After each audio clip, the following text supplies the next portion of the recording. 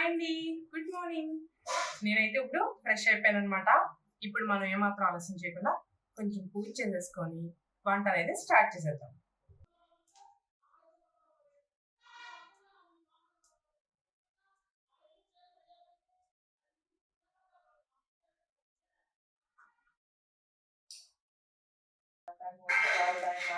ఓం భస్మగ్రహాయ ఓం సామప్రియాయ ఓం సర్వమయాయ ఓం త్రయంబకే ఓం ఈశ్వరాయ ఓం సర్వజ్ఞాయ ఓం పరమాత్మనే నమః.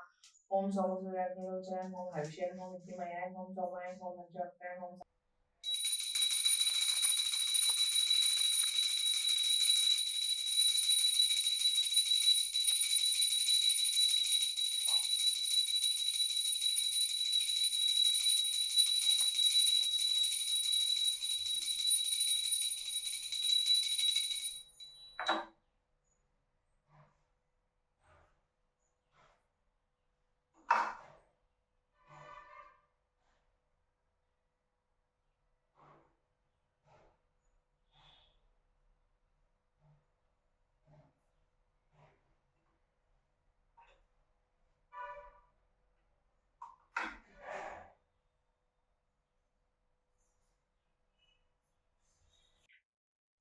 ఇప్పుడు మనకు పూజ కూడా అయిపోయింది కదండి. సో వంట అయితే స్టార్ట్ చేసేస్తున్నాను అనమాట.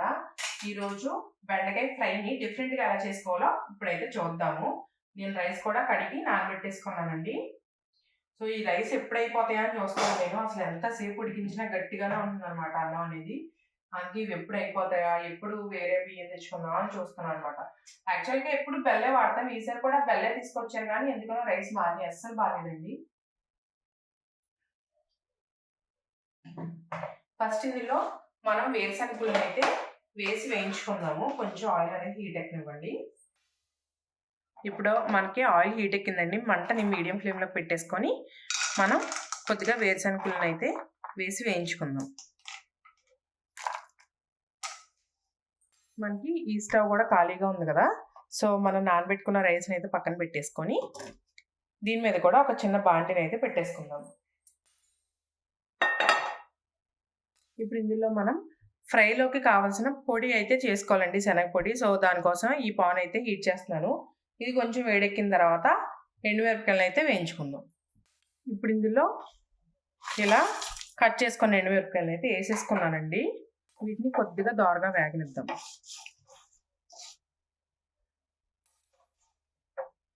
మనకి లోపు ఇటు వేరుశనగుళ్ళు కూడా వేగుతున్నాయి.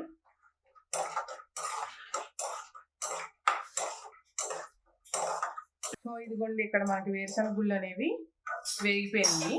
సో వీటిని నేనైతే ఇక్కడ పక్కకు ప్లేట్లోకి తీసేసుకుంటున్నాను. ఒక్కసారి మనం ఎండుమిరపకాయలు కూడా కలిపేసుకుందామండి. చక్కగా వేగిపోయినాయి ఇవి.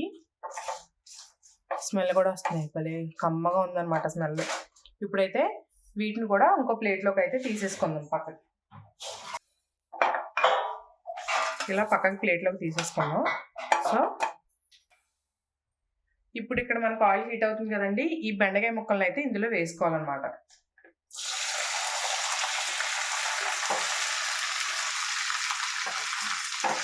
ఈ బెండకాయ ముక్కలు అనేవి మనకి బాగా ఫ్రై అవ్వాలి. హైలో పెట్టే వేయించుకోండి, మధ్య మధ్యలో కలుపుతూ వేయించుకోండి. ఎందుకంటే జిగురు అనేది రాకుండా ఉంటుంది అనమాట హైలో పెట్టి వేయించుకుంటే. సిమ్లో పెట్టారంటే జిగురు వచ్చేస్తుంది. ఇప్పుడు ఇందులో మనం 1 టీ స్పూన్ జీలకర్ర అయితే వేసి వేయించేసుకుందాం. జీలకర్ర చాలా ఫాస్ట్గా వేగిపోతుందండి, దగ్గరుండే వేయించుకోండి. ఇదిగోండి, మనకి ఇప్పుడు జీలకర్ర కూడా వేగిపోయింది కదా. ఇప్పుడు ఎండుమిరపకాయల ప్లేట్లోకి వీటిని తీసేసుకుందాం. ఇప్పుడు ఇందులోకి శనగపప్పును కూడా వేసేసుకుందాం. ఇది పుట్నాల పప్పు అండి, మనం చట్నీకి వేసుకుంటాం కదా ఆ పప్పు అనమాట. వీటిని కూడా మనం మధ్య మధ్యలో కలుపుకుంటూ లైట్గా మనకి వేడెక్కితే సరిపోతుంది అనమాట, అందాక వేయించుకుందాం. నన్ను పట్టించుకోవే అన్నట్టుగా ఈ బెండకాయ ముక్కలు గట్టిగా వస్తున్నాయి చూడండి. సో వీటిని కూడా ఒకసారి అటు ఇటు ఒక్కసారి కలిపేసుకుందాం.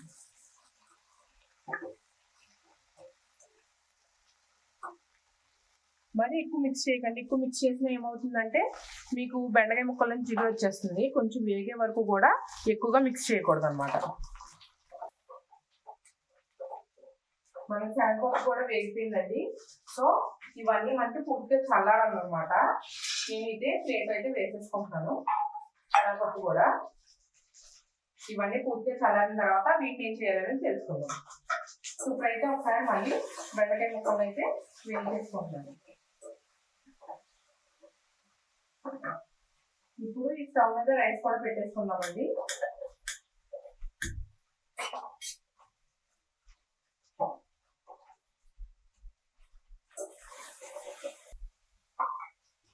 ఇప్పుడు పూర్తిగా చల్లారిపోయినాయండి మనకి.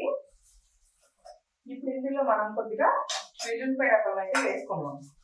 ఇది బుట్ట మా అత్తయ్య గారు ఎప్పుడో వేరే పంట కొత్తలో తీసుకున్నారంట. ఇది వెల్లుల్లిపాయ చిన్నది. అండ్ అంతేకాకుండా ఉల్లిపాయలు అయితే పెద్ద తీసుకున్నారండి. అప్పట్లో తీసుకున్నారు కాబట్టి ఇప్పుడు వరకు అలా చెక్కు చెదరకుండా ఉన్నాయన్నమాట. చాలా యూజ్ అవుతాయి మాకు. బాగా మెయింటైన్ చేస్తారు కూడా. అప్పటి స్టీల్ కాబట్టి ఇప్పుడు వరకు అలా ఉన్నాయన్నమాట అండి. ఇవి భలే ఉంటాయి, ఎవరు చూసినా అడుగుతారు అనమాట. కానీ ఇప్పుడైతే ఎక్కడ దొరికితే నాకైతే తెలీదు. అప్పట్లో తీసుకున్నారు. మేబీ మీకు కావాలి అనుకుంటే స్టీల్ షాప్స్ లో ఏమన్నా అడిగి చూడండి, దొరకచ్చేమో. ఒక 5 వెల్లుల్లిపాయ రెబ్బలను అయితే వేసుకుంటాను ఇందులో. ఇప్పుడు ఇలా ఒక మిక్సీ జార్ తీసుకున్నామండి. మిక్సీ జార్ లో మనం వేయించుకునేవి శనగపప్పు, ఎండుమిర్చి ఇవన్నీ ఉన్నాయి కదా, ఇవైతే వేసేసుకోవాలి.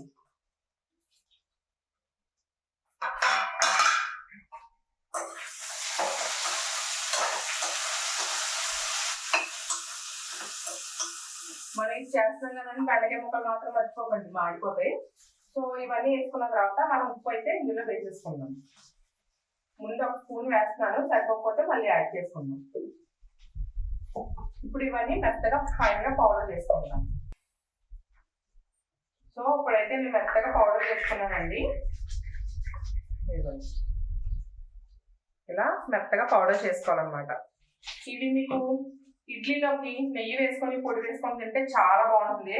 దోశలకు కానీ చాలా బాగుంటుందండి. రైస్ లో కూడా మనం కొంచెం పచ్చి నూనె వేసుకొని తింటే ఇంకా చాలా బాగుంటుంది. నాకైతే చాలా ఇష్టం అన్నమాట. సో మనకి ఇంకొంచెం బెండకాయ ముక్కలు వేగాలి. చూడండి, మనకి బెండకాయ ముక్కలు చాలా వరకు వేగిపోయినాయి, ఆల్మోస్ట్ వేగిపోయినట్టే. చూసారు కదా, ఇలా అంటే మీకు విడిపోతుంది అనమాట. ఇప్పుడు ఇందులో కొద్దిగా పసుపు అండ్ అలాగే ఉప్పు వేసుకుందాం. మనం ఆల్రెడీ పొడిలో వేసుకున్నాం కదా, పొడి ఇప్పుడు ఇందులో వేసుకుంటాం కదండి. సో చూసుకొని వేసుకోండి, ఓకేనా. కొద్దిగా పసుపు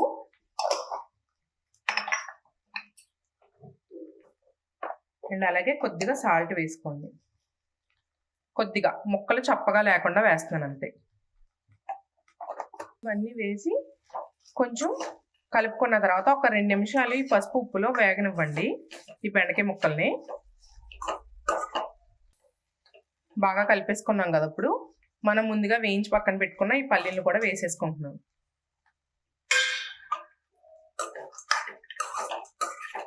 ఇప్పుడు ఇవన్నీ ఒక 2 మినిట్స్ వేయించండి. వేయించిన తర్వాత మనం ఆ పౌడర్ని అయితే వేసుకుందాం. శనగపొడి చేసిన శనగపొడి ఉంది కదా, ఈ శనగపొడిని అయితే ఇందులో వేసేసుకుందాం.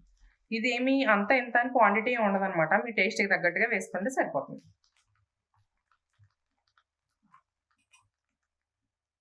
నేను ఒక 5 to 6 స్పూన్స్ అయితే వేసాను. వేసి ఒకసారి బాగా కలుపుకొని ఒక 2 నిమిషాలు వేయించిన తర్వాత కట్టేసుకోవడమే. చూసారా ఎంత సింపుల్గా చేసుకోవచ్చో, అంతే టేస్టీగా ఉంటుంది అనమాట. రైస్ లో కూడా బాగా కలుస్తుంది. ఇదే స్టైల్లో కాకరకాయ ఫ్రై కూడా చేసుకుంటాం. ఆల్రెడీ ఆ రెసిపీ నేను మన ఛానల్లో పోస్ట్ చేశాను, చాలా బాగుంటుంది అనమాట. మీకు ఇక్కడ పౌడర్ మీకు ఎంత కన్సిస్టెన్సీ కావాలి ఏంటి దాన్ని బట్టి వేసుకోండి. ఇది చక్కగా 2 రోజులు నిల్వ ఉంటుంది. లంచ్ బాక్సెస్ లోకి బాగుంటుంది. పిల్లలు కూడా చాలా ఇష్టంగా తింటారు, అంత టేస్టీగా ఉంటుంది అనమాట. సో మీరు కూడా ట్రై చేయండి. మీకు ఎలా కుదిరిందో కామెంట్ సెక్షన్ అయితే కామెంట్ చేయండి. నాకు కొంచెం పౌడర్ వేసుకుంటే బాగుంటుంది అనిపిస్తుంది, అందుకని వేసుకుంటున్నాను అనమాట. మీకు ఇది సాంబార్లోకి పప్పులోకి కూడా చాలా బాగుంటుంది అనమాట నంచుకోవడానికి. చూసారు కదా, ఈ కన్సిస్టెన్సీ వచ్చే వరకు పౌడర్ని అయితే వేసుకొని కలిపేసుకోండి. చాలా టేస్టీ అండ్ యమ్మీగా ఉంటుంది అనమాట. సో ఇప్పుడైతే నేను స్టవ్ ఆఫ్ చేసేసుకుంటున్నాను. దీన్ని నేను సర్వ్ చేసేసుకుంటాను. సో చాలా సింపుల్గా అయిపోయింది కదండి. మరి మీరు కూడా ట్రై చేసి మీకు ఎలా ఉందో కామెంట్ చేస్తారా? ఎప్పుడు ట్రై చేస్తున్నారు? ట్రై చేసి ఖచ్చితంగా కామెంట్ పెట్టడం మాత్రం మర్చిపోకండి. ఇక్కడ నాకు మొదలు అయిపోతుంది కదండి. సో మా అత్తయ్య గారు ఏం చేస్తున్నారు అనేది చూద్దాం కదండి.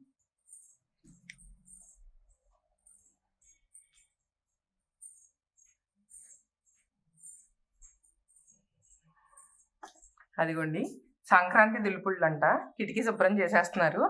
నాకు వంట అయిపోయింది కాబట్టి రైస్ కూడా అయిపోయిన తర్వాత నేను కూడా వచ్చి జాయిన్ అవుతాను. ఒక్కొక్కటి క్లీన్ చేసుకుంటేనే కదమ్మా మనకు అవుతుందని చెప్పి స్టార్ట్ చేశారనమాట. పండగ దగ్గరలో అంటే వీడియోస్ చేసుకుంటూ పిండి వంటలు చేసుకుంటూ హౌస్ క్లీన్ చేయాలంటే అవ్వదండి, అందుకనే స్టార్ట్ చేశారనమాట. సో నేను కూడా రైస్ కూడా వండేసిన తర్వాత వచ్చి జాయిన్ అయిపోతా. అత్త హాయ్ చెప్పు మన సబ్స్క్రైబర్స్కి. మనం ఎలాగున్నా మన సబ్స్క్రైబర్స్కి నచ్చుతాం.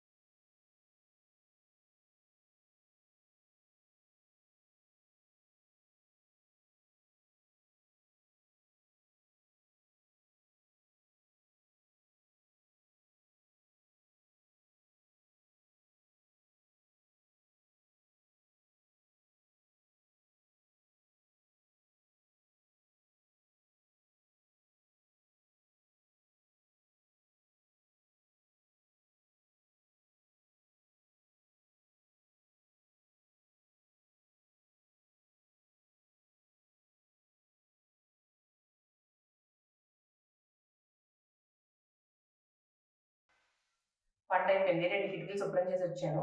మా అత్తయ్య అయితే ఫ్రెష్ అయ్యి వస్తానన్నారు. సో నేను ఆల్రెడీ మార్నింగ్ స్నానం చేశాను. కిటికీ చూడడం కాబట్టి నాకు పెద్దగా చెమట అది పట్టలేదు అనమాట. బయట చల్లగా వస్తుంది, చాలా బాగుంది బయట అలా నుంచొని పని చేస్తుంటే. ఇంకా బట్టలు అంటారా, మొన్నే చదివేసుకున్నామండి. బట్టలు చదివేసుకోవడం అయిపోయింది. సో ఇప్పుడు బాగా ఆకలేస్తుంది, 1 అయిపోయిన టైము. ఇప్పుడు నేను తింటూ టేస్ట్ అనేది ఎలా వచ్చిందో కూడా మీకు రివ్యూ ఇద్దామని చెప్పి తీస్తున్నా అనమాట. స్మెల్ అయితే చాలా బాగుంది. ఇది యాక్చువల్గా నేను తినడం ఫస్ట్ టైము. నేను మొన్న ఊరెళ్ళి వచ్చానని చెప్పాను కదా. సో అత్తయ్య అప్పుడు ట్రై చేశారంట. ఇది ట్రై చేశారు, చాలా బాగుందమ్మా, నువ్వు కూడా అలా చెయ్యి ఈసారి. ఇష్టంగా తిన్నారు మామయ్య గారు వాళ్ళు అంటే చేశానండి. నేను తినడం అయితే ఇదే ఫస్ట్ టైం అనమాట.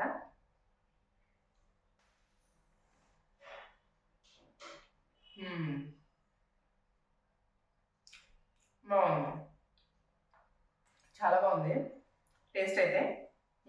సాల్ట్ అది కూడా సరిపోయింది, ఎందుకంటే నేను ఉత్తి పొడిలో సాల్ట్ మీద బేస్ అవ్వకుండా నేను బెండకాయ ముక్కల్లో కూడా వేసుకున్నాను కాబట్టి నాకు సరిపోయింది అనమాట. సో మీరు కూడా ట్రై చేసి మీకు ఎలా కదా కామెంట్ చేయండి. మరో మంచి వీడియోతో మళ్ళీ కలుద్దామా. బాయ్. ఈ వీడియోని ఇక్కడితో అయితే ఎండ్ చేసేస్తున్నాను. మన ఛానల్ సబ్స్క్రైబ్ చేసుకోవడం మాత్రం మర్చిపోకండి.